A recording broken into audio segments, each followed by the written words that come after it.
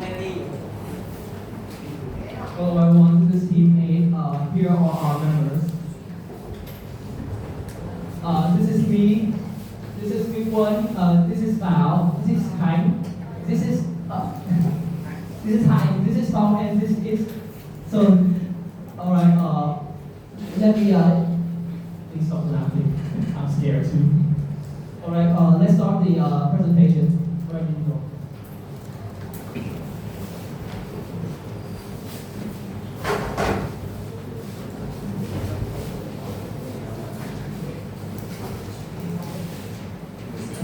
Right. So, I am a student. You all are a student, well, except for the teacher. We are all students of Indian High School. And we have been, well, I guess we have been studying for at least for 10 years now. And in the last 10 years, I've seen countless teaching and studying styles that are unsuitable, at least for today's standards. Even traditional ones like classroom learning is considered normal and unsuitable for most people. But then, this is my opinion. If you ask for other people's opinions, they'll give different answers or approaches instead. So that's why this is my take on arguments against learning stereotypes. Alright. For the first one, this is a big topic. It's about online learning. There are quite a lot of let's say statements that people disagree or agree with. Alright. So first of all, online learning is effective for everyone at any age. Here's the gist of the argument. It is said that online learning offers flexibility, allowing learners to access educational content from anywhere and at any time. Since our world is so advanced, even old people want to keep up with the pace, and online learning is there for it. Alright, so first of all, when you just look at this argument, yeah, okay, this makes sense. Online learning does offer flexibility, does allow learners to access educational content from anywhere at any time. Yeah, it's online learning's task. But then, I'll just say this: even old people want to keep up with the pace. This is a problem in our society. The truth is, old people doesn't have no interest of learning things or stuff in their head because they are too used to their lives. Even if they do, I don't think anyone would have. Even if they do, I don't think anyone would be proficient enough to use the internet at this time of this. All right, continue. Another popular statement is that online learning can replace traditional learning. All right, so here's the argument. It goes like this. Online learning nowadays is so flexible, accessible, and time-saving, while being dirt cheap, if not free. It is far superior to the old school traditional learning, which is time-consuming, inflexible, and ridiculously expensive. All right? Yeah, again, this does make sense by first glance. It is flexible, accessible, and time-saving. To this day, while being dirt cheap or free, you can go to whatever website you can learn stuff at that. But in contrast to that, learning in class, like traditional ones like this, which is time-consuming, like for today, you will spend about 4 to 5 hours a day in this class just to study something. It is inflexible. It is a fixed state.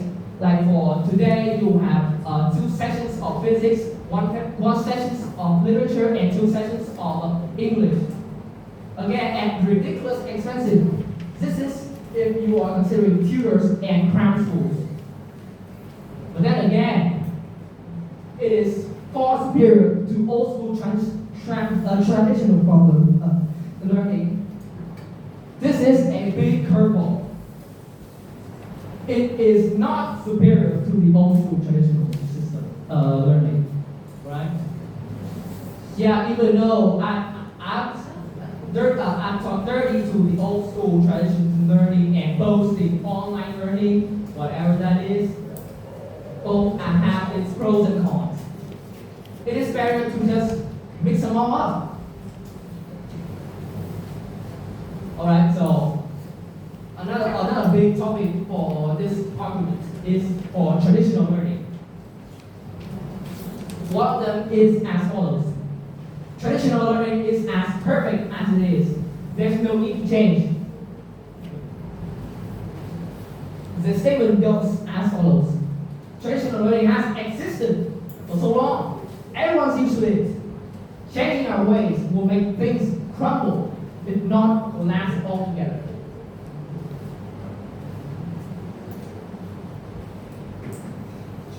Alright, so this statement is usually used by like boomers or like old teachers who doesn't actually use internet at all. Like, they just use blackboards and chalks to teach students. But then the point is to not change. We are talking about changing here. We are talking about like mixing it with something else, like online learning, alright? Or if you don't like the technological side, you can also just have a bit more of the conversation or like a small talk or even like games for your students to have a better grasp of your lectures. Another good argument is this. Traditional learning is enough for us. There is no need for other factors.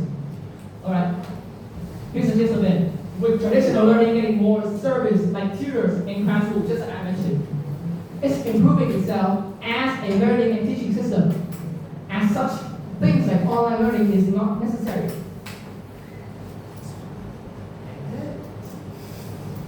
Alright. But then, yeah, this is just bad mouthing traditional learning. The thing is, this is 100% false thinking. As traditional learning already consumes a lot of money, you should be considering of your money and with online learning already existing on its own, maybe you should consider using it as like an alternative resource to study, because it is not time consuming, it is time saving and also dirt cheap free. Alright, and as I read these arguments, I have come up with those misconceptions and some causes that make you think that way, right? Like, I've seen people go, if I will read my notes, maybe I'll understand it, or reading is learning. Possibly no. You don't just like read a couple of hours or like weeks or months, even though like it's a good book or it's a good subject or whatever. Basically, you're trying to yourself to learn by heart. You don't understand it. The point of learning is to understand the subject. And by not understanding it, you're just not learning. Again, another thing is, there's people who say, there's no way I'm learning this. There's no way this is useful at all. Like, I don't learn literature because I'm not going to be a writer, or I'm not going to learn math, I'm not going to be like a mathematician or something like that. No, you all need it in your lives. like physics, you gotta like understand whatever gravity is, or math like plus or minus is, I don't know, but you gotta learn it. Okay, and some of you, there's people who always say that I am not gifted, I'm not good at this, I'm not good at that, so maybe I'm just not suitable for learning. Yeah, maybe I'm just a housewife or house husband. Maybe I am nothing, I am whatever. Look, being gifted does not mean you're good at everything. You're blessed, even though they say you are blessed. Well, you gotta keep it up. Unless you just wanna have a right. So if you are being gifted already, you should keep it up. And if you're not, try have a grasp, understand whatever you are learning, even if you don't like it. Like you're just gonna force it to, kind of like a falsehood. Again, this is some misconceptions. But then there are causes for whatever reason you have those misconceptions or arguments like that. Like for example, it's about your classroom. This is a direct mention to the traditional learning system. It shows like this: lack of attention from the teacher. Assuming like this classroom has about 35 to 40 students, and a lecture is about, let's say, 45 to 60 minutes long. There's no way a teacher would give attention to every student in about an hour or so. All right? Even if you manage to, I don't think they'll care. And again, classroom learning is about attending lectures. And attending lectures means you learn this in class. I don't know, you would relearn this in your house or whatever, your home. But that in class, you will typically only understand about 60% or so. And I doubt it will stay that when you come home. Another thing to mention is our beliefs. It's not like a spiritual way, like this is my God, I like this, whatever this is. Okay, this is a pretty controversial one. But then, reading, like, just like I mentioned, right? Like, reading is not about learning. Reading is not learning. It is considered like rereading your notes makes you understand better of it, but it's not learning. It's not 100% learning. All right, reading the materials repeatedly or just memorizing it is learning by heart, and that is not learning. Again, learning for long, like I learned 3 hours, I learned 6 hours, I learned like a month of this, and I learned a year of that. That's not learning. That's called practicing. Like just getting used to it. Let's say it's like having a muscle memory. Okay. Again, this is not any direct talk to like any bad teacher in the world, right? But the teacher is the cause of this. Most teachers in this classroom scenario over here, like I have a random teacher, a random like 95 working teacher, they wouldn't care about their students. They just want their jobs, they just want their money, they just want to teach in the workbook, right? Even if there are some teachers who actually care for the students, the old teaching way, whatever they are using, is not suitable for them. And that doesn't like the students that they're teaching, all right? It doesn't encourage us to be creative. Oftentimes, just telling the students to learn this, learn that. Like the past year, right? the old literature, the old Vietnamese literature teaching, like just learn this, learn that, it will be in the test, it will 100% be in the test, or like 50% in the test. No, it won't. Now I'm just memorizing this stuff, like learning it by heart. Again, I don't blame teachers. They work for money, and some of them even work for the future of our lives. But then, yeah, it's about us too. It's about us. You may find yourself like procrastinating on this, on your studies, even for like a day or two, or like even weeks or months, like making a presentation like this. It takes a lot of time, but then some random group just like decided to not do it until like 1 week later, when the assignment is worth like 50% of the grade. They rush and get a bad score. That is not good, both for them and for their future. Again, when you study, you gotta like understand it, you know? Understanding it means like, I know what practicing is. I know English. I wanna like, if I don't know anything, maybe based on the other information that I've learned, it's kind of like teaching yourself, you know? It's kind of like teaching yourself to be better at yourself. Okay. But then this is a big problem. This is a big problem to society. And society is trying to ruin us. So kind of like it's backstabbing itself. There is a big problem to our current grading system.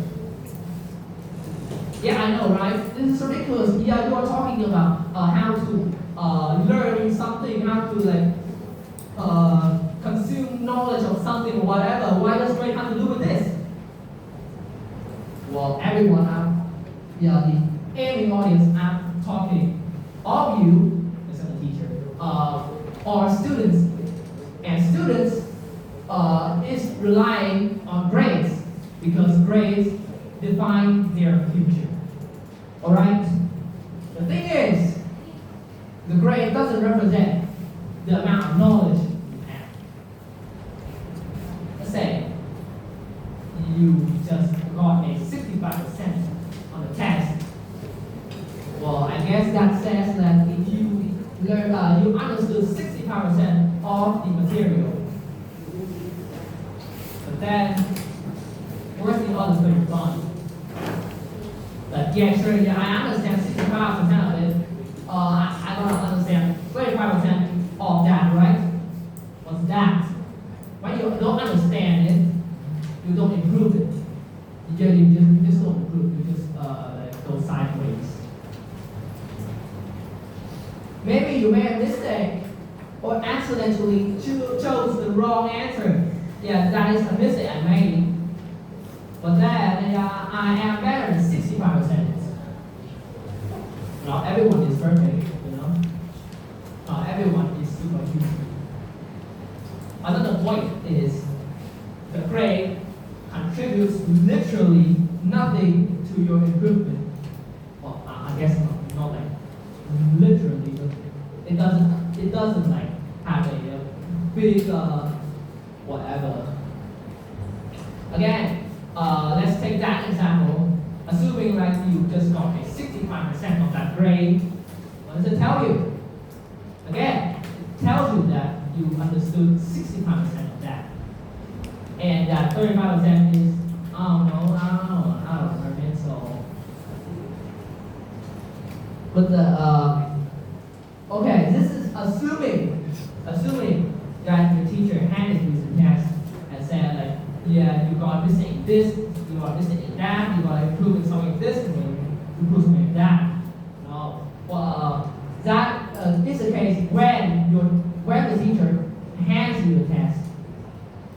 which probably hard in time. And there's a big problem in grading myself. The big midterm and last term test, end term test. Why does one grade have to write? So there are the midterm grades and half-term grades, which also claim like 2 times or 3 times your normal grades respectively. Also there's 15 one.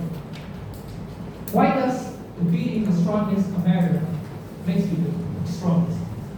Like what if they're just having a bad day or whatever? Like kind of like NBA where like defeating the biggest team or defeating the strongest team already makes you the strongest, if not the entire best in the world. This is like considering USA calling themselves the world. But then another opponent beats you. Does it make them the strongest? Does it make them the best instead of you? You're just a waste. Right? Yeah. What if that happened to you? The same thing can be applied to the grading system.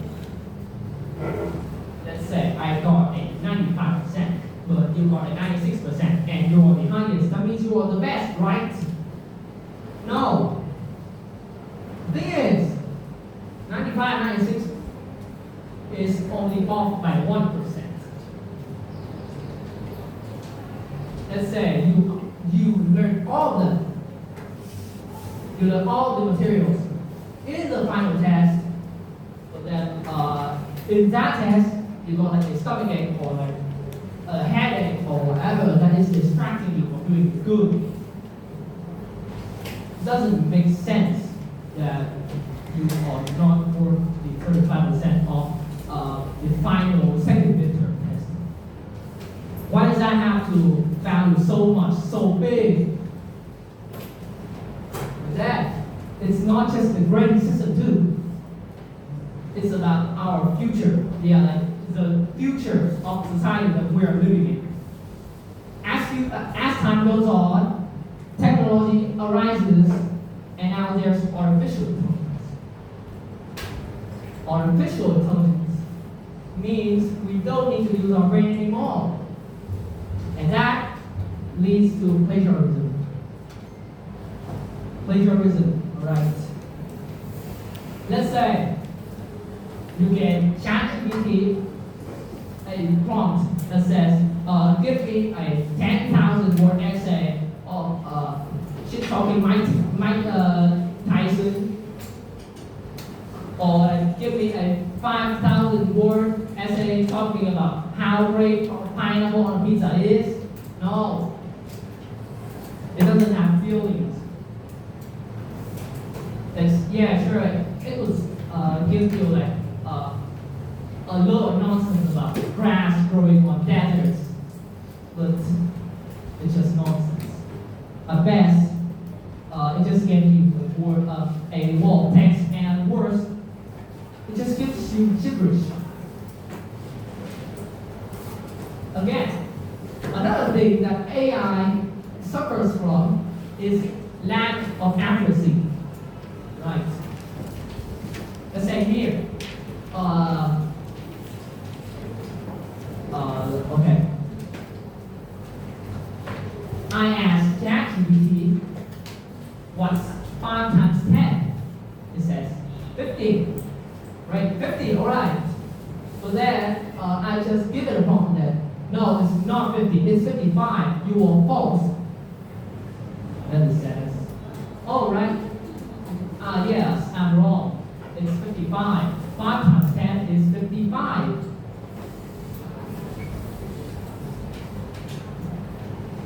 What is going on? The thing that I just did to it is called gaslighting. Yeah, I just gaslit the bot. The bot doesn't know if it's true or wrong. It just consumes the information that I just gave it. And the bot searches information in the seas of of internet, the World Wide Web, right? Why are we still relying on it when its accuracy are nowhere close to be acceptable? Again, the reasons we are dependent on AI because we don't need to use our brains anymore. They have their brains, we use it for me, for you, for everyone, right? Since AI is accessible if you have a Wi-Fi connection and a piece of junk that can access an Internet Explorer, it's almost like saying, why bother your precious time doing this with that when AI can just recreate it in like 0.01 seconds. Before you know it, AI just lives for you. You don't exist anymore. AI is the real life form. You are nothing but like souls wandering around. Right? Maybe better. But the point is, with this society that is constantly stopping us from learning,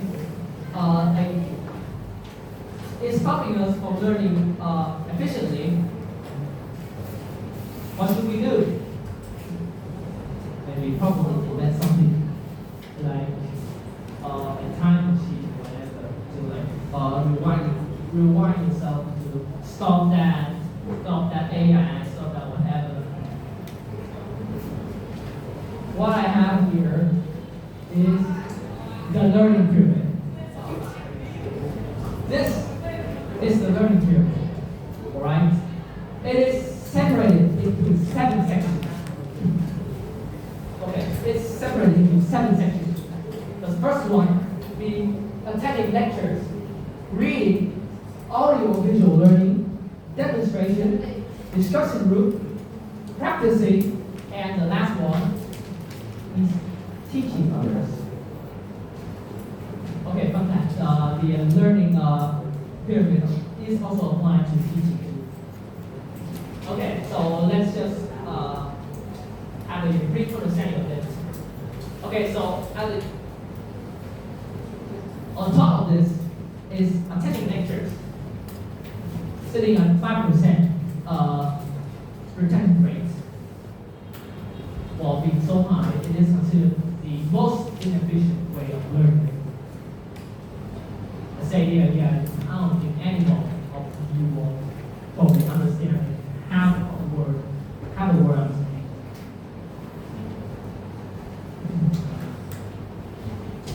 Let's say you wake up at 7, arrive to school at 7:15, you go to your class, lesson starts at 7:30, the teacher comes in, he or she spends about 45 minutes talking in a lecture that you probably wouldn't give a damn on. How it works, this attending lectures is by taking notes and focusing on whatever they're showing to you. This feels too passive.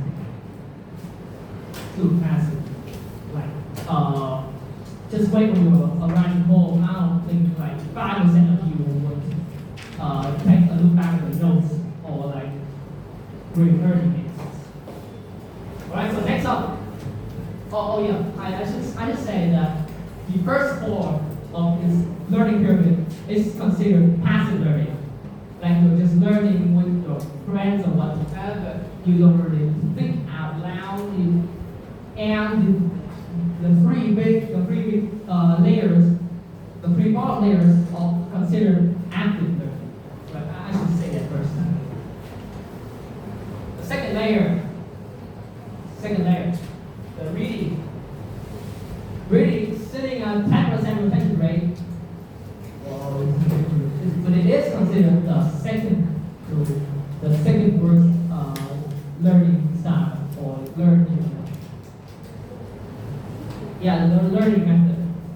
this method, again, consists of reading and reading and reading and reading all your notes.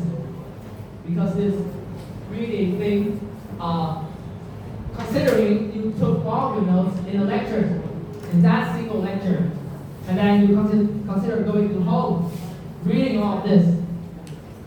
So then, just like what I said earlier, reading is not learning. You gotta understand it first before reading it.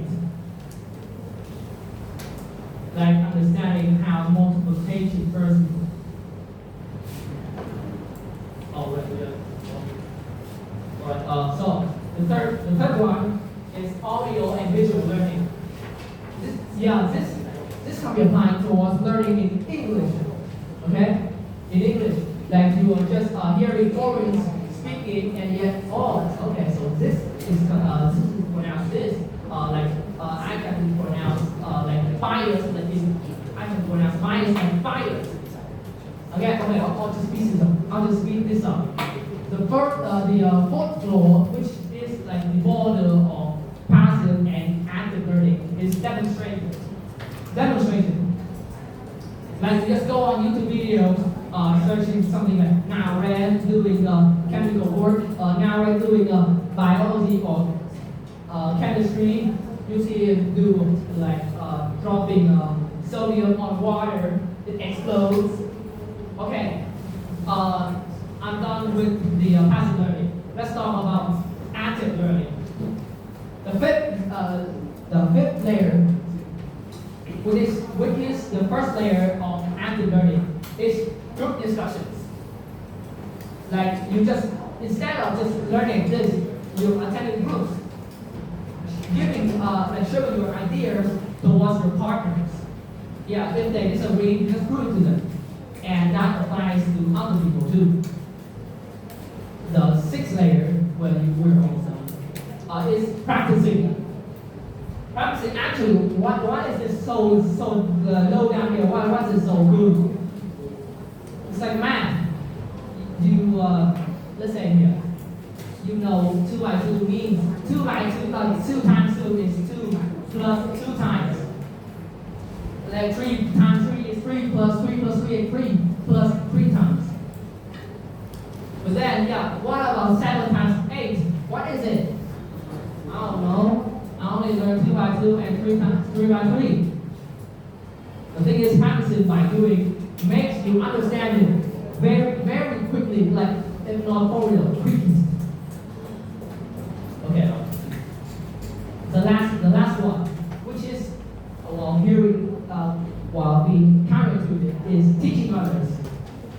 Teaching others makes things quite spicy. You teach